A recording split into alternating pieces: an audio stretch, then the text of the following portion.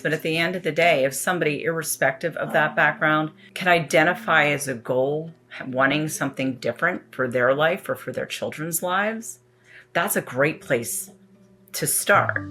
And yeah, there are a lot more people who've experienced more of a tumultuous relationship with the parent figures or even siblings or whatever.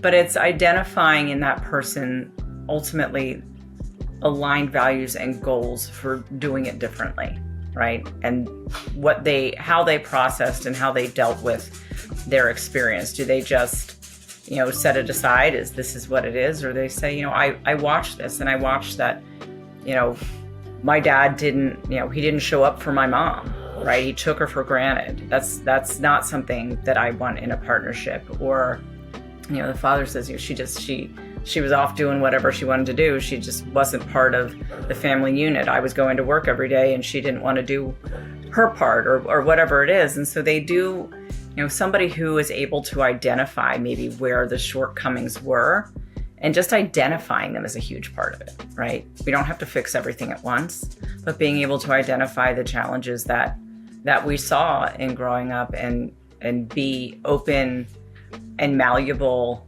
and growth oriented enough to want to make those changes.